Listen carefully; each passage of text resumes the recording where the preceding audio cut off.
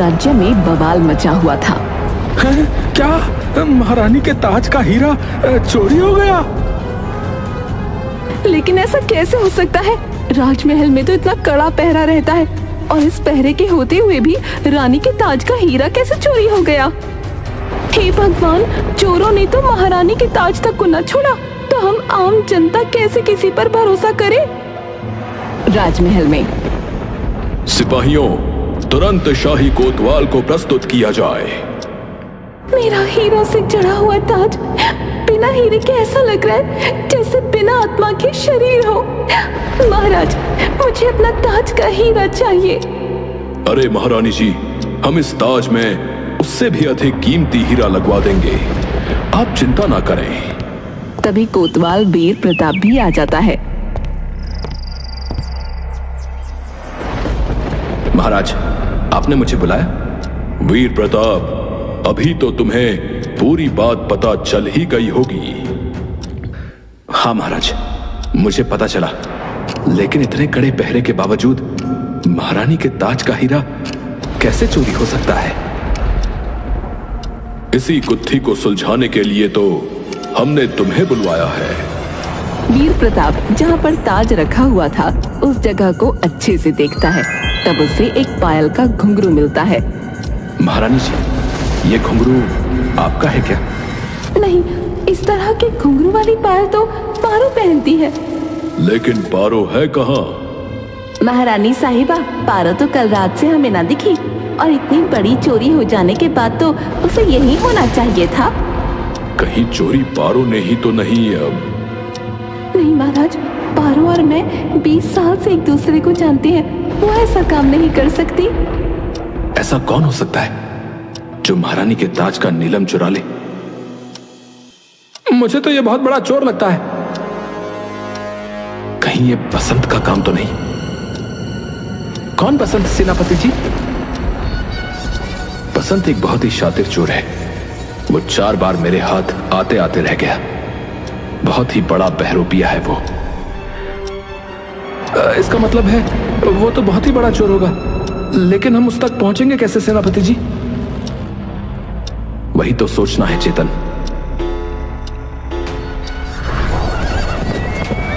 सभी सिपाही चोरी की तह तक पहुंचने में जुट जाते हैं।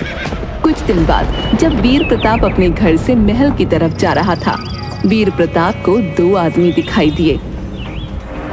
चोरी किसने की? मैंने की है। नहीं, मैंने की है, मैंने।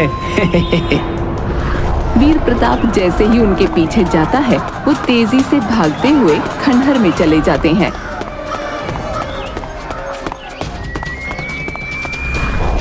कहाँ हो तुम दोनों? बताओ, तुम्ही ने रानी के ताज का हीरा चुराया ना? आज मैं तुम्हें छोड़ूंगा नहीं। कहाँ हो? और अपनी तलवार निकाल लेता है। खंडहर के अंदर चलते हुए उसे एक परछाई दिखती है। वीर प्रताप वहां पहुंच जाता है। बिना झपटी में एक आदमी वीर प्रताप को एक कुर्सी पर बिठा देता है, जिसमें अगर वीर प्रताप थोड़ा भी हिलता तो उसकी गर्दन कट सकती थी।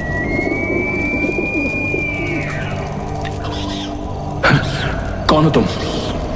तुमने मुझे नहीं पहचाना। मैं तुम्हारा पुराना दोस्त बसंत। वीर प्रताप? क्या बसंत? अच्छा, तुम्ही ने रानी के ताज का हीरा चुराया है।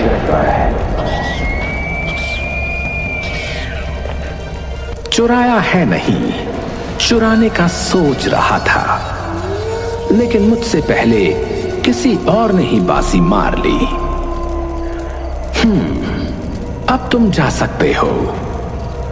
हाँ तो वीर प्रताप, वैसे तुम्हें जानकर हैरानी होगी, लेकिन इन दोनों आदमियों को मैंने ही तुम्हें यहां बुलाने के लिए भेजा था। वैसे मैं तुम्हें एक और राज की बात बताना चाहता हूं, जिस वजह से पूरे राज्य में तुम्हारी वाहवाही हो सकती है। नहीं चाहिए मुझे कोई वाहवाही, और वो भी तुम्हारी वजह से तो बिल्कुल भी नहीं। अले अले अले, गुस्सा क्यों करते हो? पिछली बार गांव की सारी बकरियां चोरी हो गई और तुम मुझे पकड़ नहीं पाए थे, तुम इसी वजह से नाराज हो ना? क्या दोस्त, तुम भी छोटी छोटी बातों पर रूठ जाते हो। क्या चाहते हो तुम? तुम सदैव मुझे गलत समझते हो। मैं तुम्हारी सहायता करना चाहता हूं। सहायता? यह शब्द तो सुनकर ऐसा लग रहा है जैसे भेड़िया किसी मेमने को घेरा हो कि डरो मत, मैं तुम्हें नहीं खाऊंगा। बड़े समझदार हो वीर प्रताप। खैर छोड़ो, काम की बात पर आता हूं। जिस दिन रानी के ताज का हीरा चोरी हुआ था, उस दिन एक दासी भी गायब हो गई थी। पारो नाम था उसका। लेकिन तुम्हें जानकर हैरानी होगी कि उसकी हत्या हो चुकी है। और मैं तुम्हें बता दूं कि हत्यारा एक पैर से लंगड़ा है और बाएं हाथ का खिलाड़ी है। ये देखो, ये चाकू और दुपट्टे का आधा टुकड़ा जिस पर रक्त से सनी हुई उंगलियों के निशान हैं, जिससे साबित होता है कि उसकी पहले चाकू मारकर और फिर उसका गला घोंटकर हत्या की गई है। दुपट्टे का आधा हिस्सा अभी भी उस दासी के गले में ही लिपटा हुआ होगा। तो अब वीर प्रताप, तुम्हें पता करना है कि वो हत्यारा कौन है। वैसे तो मैं ही पता कर लेता, लेकिन वो क्या है ना, मुझे बहुत सारे काम हैं। लेकिन ये सब तुम्हें कहां से मिला? शेर जब तालाब में पानी पीने गया तब उसे ये सब पोटली में बंधा हुआ मिला। और हाँ, एक और काम की चीज मिली थी मुझे उसमें। ये कुर्ता जो कि रक्त से पूरा सना हुआ था, इसीलिए चोर ने इसे भी तालाब में डालकर सबूत मिटाने का प्रयास किया था। लेकिन उसके दुर्भाग्य से वो शेरों के हाथ लग गया। बकवास बंद करो अपनी। ठीक है, लेकिन ठीक 1 महीने बाद मैं तुम्हें यहीं मिलूंगा। लेकिन हाँ, मेरी भी एक शर्त है। तब तुम्हें मुझे उस दुपट्टे का आधा हिस्सा देना पड़ेगा। तब मैं तुम्हें बताऊंगा कि नीलम कहाँ है। ये कहते हुए बसंत कुर्सी का ताला तोड़ देता है। जब तक वीर प्रताप कुछ समझ पाता, तब तक बसंत खंडहर के पीछे के दरवाजे से होते हुए जंगल में कहीं खो गया। मैं तुझे नहीं छोड़ूंगा बसंत, तो इस बार मुझे चकमा नहीं दे सकता। लेकिन मायूस होकर फिर उसे वहां से जाना पड़ा। कोतवाल जी, जंगल के सुनसान रास्ते पर एक लाश मिली है और आपको महाराज ने दरबार में बुलाया है। वीर प्रताप दौड़ा हुआ दरबार में चला जाता है। पहले नीलम चोरी हो गया, उसके बाद मेरी खास दासी की मौत। वीर प्रताप, जल्द से जल्द इस हत्यारे का पता लगाइए। इस चोर बसंत को कैसे पता चला पारो की हत्या का? ये क्या बुद्धि है, मुझे तो कुछ समझ में नहीं आ रहा है। पहले महारानी के ताज की चोरी और फिर पारो की हत्या का आपस में क्या संबंध हो सकता है?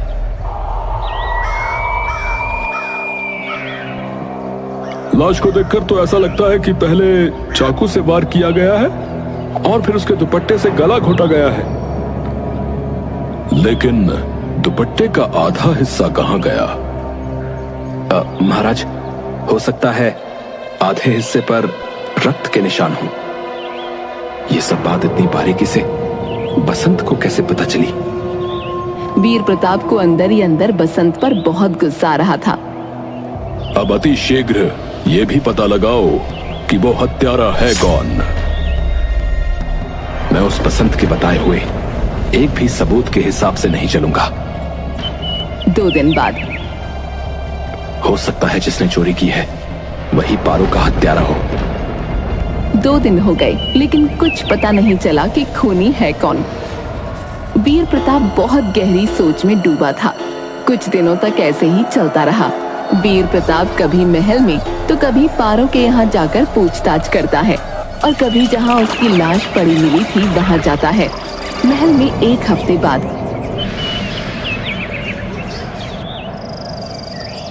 देखिए महारानी साहिबा, हमने आपका ताज फिर से बिल्कुल वैसा ही कर दिया है जैसे पहले था।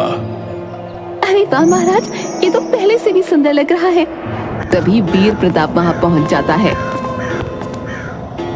महाराज, मुझे पता चल गया है कि हत्यारा कौन है।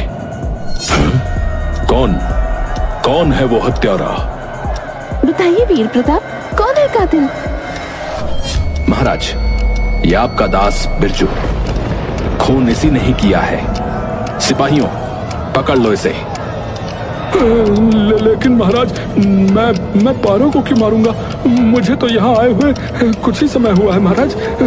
मैं तो ठीक से उन्हें पहचानता भी नहीं। फिर मेरी उनसे क्या दुश्मनी होगी भला? तुम्हारी दुश्मनी पारो से नहीं थी, पर तुमने महारानी के ताज का नीलम चुराया था, और जब पारो ने तुम्हें देख लिया तो तुमने उसका खून कर दिया। नहीं महाराज, महाराज ये झूठ है। जिस दिन महारानी के ताज का नीलम चोरी हुआ था महाराज, तब मैं एक हफ्ते के लिए गांव गया हुआ था, और जब गांव से लौटा तो तब मुझे चोरी के बारे में पता चला महाराज। आप चाहे तो मेरे पूरे घर की तलाशी करवा सकते हैं महाराज। सिपाहियों, जाकर बिरजू के पूरे घर की तलाशी करो, और इसका जो भी सामान है सब देखना। तब तक इसे किसी कारागार में बंद कर दिया जाए।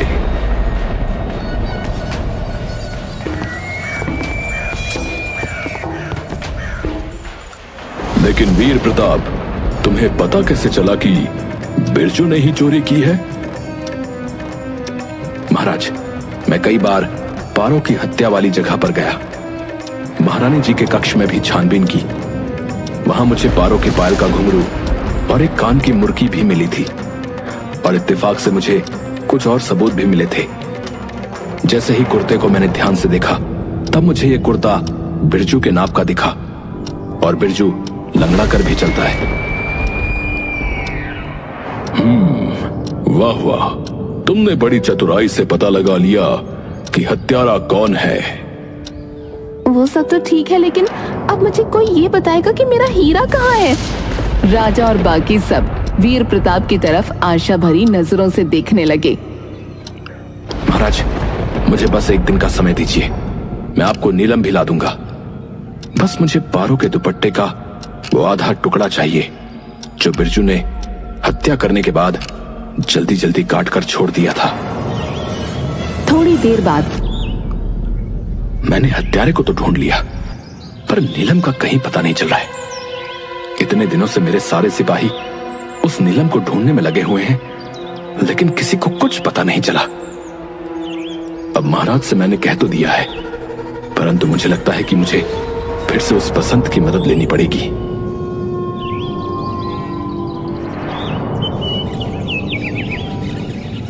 अगले दिन वीर प्रताप अपनी पूरी तैयारी के साथ फिर से उस खंडहर में पहुंच जाता है। वीर प्रताप जैसे ही वहां पहुंचता है,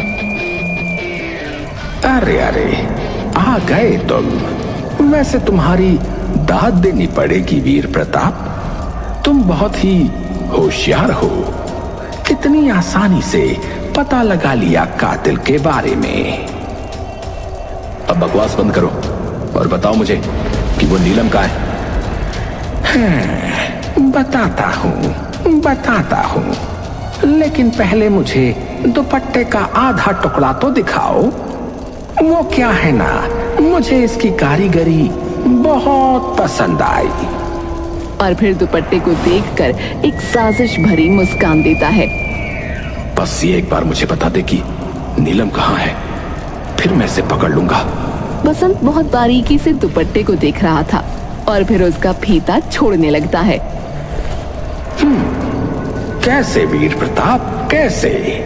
तुम हो तो बहुत चालाक, लेकिन इतनी बेवकूफी भरी हरकत कैसे कर सकते हो? ये मुझे आज तक समझ नहीं आया। हर बार कोई ना कोई बेवकूफी कर ही जाते हो और मुझसे एक कदम दूर रह जाते हो। और फिर दुपट्टे के अंदर से नीलम बाहर निकाल लेता है। वीर प्रताप हक्का बक्का रह जाता है। क्या तुमने एक बार भी नहीं सोचा कि पारो ने दुपट्टा क्यों नहीं छोड़ा। तुमने सच कहा था, पारो ने बिरजू को देख लिया था और नीलम लेकर भाग गई थी, लेकिन उसने वो नीलम अपने दुपट्टे में छुपा कर रखा था। और तुम्हें शायद पता नहीं, परंतु पारो महारानी साहिबा के कपड़े बनाया करती थी। उसके सिलाई के हुनर का तो कह नहीं सकते, परंतु अफसोस ये दुपट्टा तुम सबके पास इतने दिन तक रहा, लेकिन तुम में से किसी को भी पता तक नहीं चला।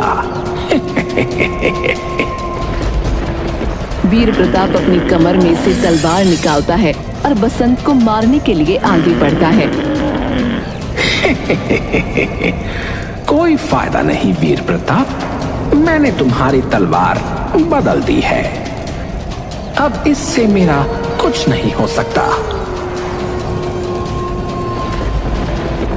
वीर प्रताप किसी तरह अपने सिपाहियों को बुलाना चाहता था, लेकिन वो बेबस था। फिर भी वो नीलम को छुड़ाने की कोशिश करता है, पर नाकामयाब रहता है। तभी बसंत मौका देखकर वहां से भाग जाता है और वीर प्रताप भी उसकी तरफ भागता है, लेकिन वो फिर से चकमा देकर गायब हो जाता है। सिपाहियों, क्या तुमने किसी को बाहर जाते हुए देखा? नहीं, यहाँ से तो कोई बाहर नहीं गया। तभी हवा में उड़ता हुआ एक चाकू एक पेड़ पर जाकर लग जाता है, जिसके अंदर एक चिट्ठी थी। वीर प्रताप, अगर कोई कह दे कि तुम्हारी तलवार में धार नहीं, तो बिना उसका उपयोग करे किसी पर विश्वास मत करना। तुम्हारा दोस्त बसंत। फिर मिलेंगे। और हाँ, याद रखना, मैं बसंत हूँ। बसंत हवाओं को चकमा देने का हुनर रखता हूँ। तो तुम क्या चीज हो?